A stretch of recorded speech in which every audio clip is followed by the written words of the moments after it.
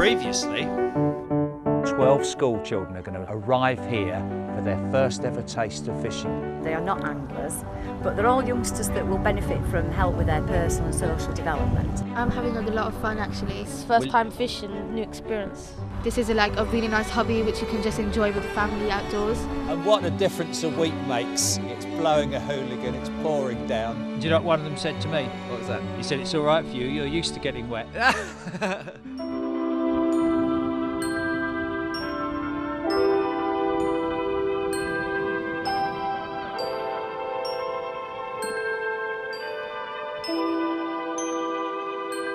Well, we're on to week 3 of fishing school. We haven't got the horrendous rain of last week, but there's a real nip in the air. It's quite chilly, and we've got a change of plan today.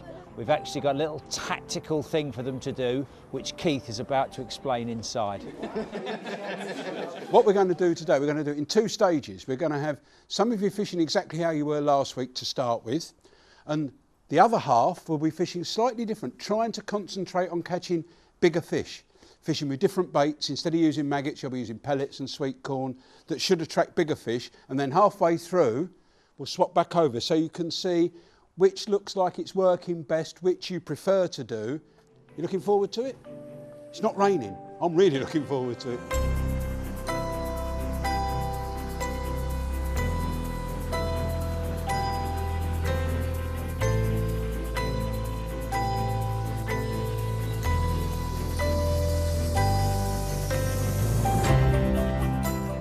As an Olympic diver, Pete Waterfield loves water and he loves his fishing.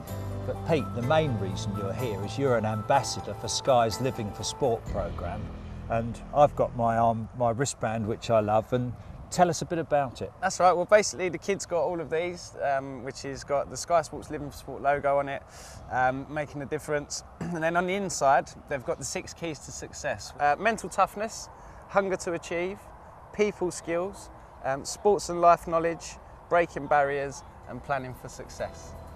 So it's basically trying to learn them these skills as while they're doing their fishing, but also trying to tell them and teach them that they're also transferable to anything you do in life. The British Athletes Commission came up with these keys that us as successful athletes use these skills. But then they found out that these skills are actually used in schools, in workplaces, everywhere. So they're transferable to anything, and trying to get them to recognise that.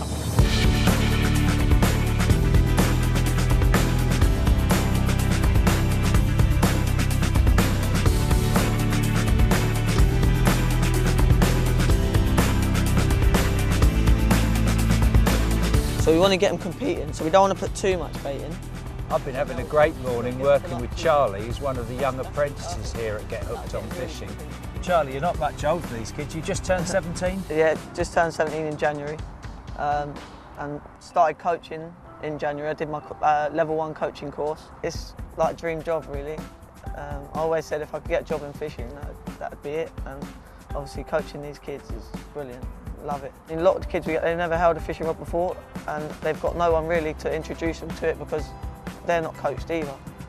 So getting kids into fishing and off the streets and stuff, that's better, much better. Sometimes you do get kids that are a little bit more hyper than others, but when they get a rod in their hand or a pole, they really do. There's something therapeutic about it, definitely. Isn't there? Just something magical about watching that flow. Definitely.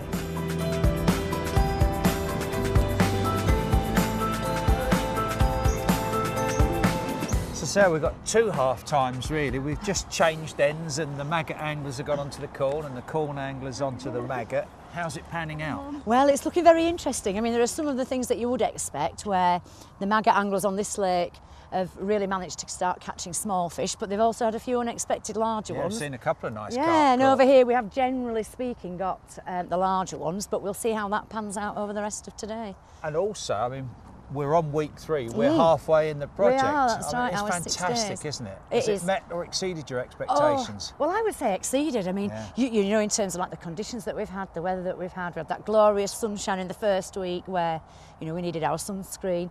Second week, it tipped it down and we were back in our thermals and waterproofs. But, you know, what didn't change was the enthusiasm of the youngsters. And I think, you know, we've had an awful lot of that. We've seen lots of examples where the youngsters are really keen, they're kind of thinking ahead, they're developing in their angling skills, in terms of their personal social development. You can see how they're helping each other, taking turns, celebrating with each other. And they're becoming proper anglers because, you know, as you and I both know, it's also about the crack and the fun and the way that you can, you know, develop your friendships and that kind of thing. So it's just been fantastic so far.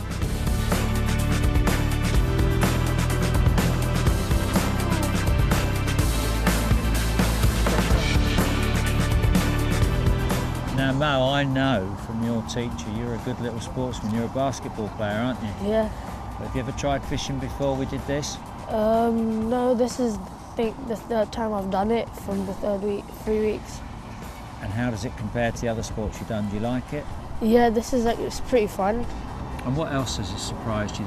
Well, the first lesson I caught like over 30. It was like there was a lot of the little ones coming, and yeah, I've actually enjoyed it. And will you apply the 6 points to other things when you're back at school or at home even? Yeah, I'll tell my mum, my brother or my sister, probably tell them what I've achieved. I think you can be really proud of yourself, mate. Yeah. Right guys, have we had a great day? Yeah! And you've been so good. Pete Waterfield now is going to show you the skills he needed to win an Olympic silver medal. Check this out.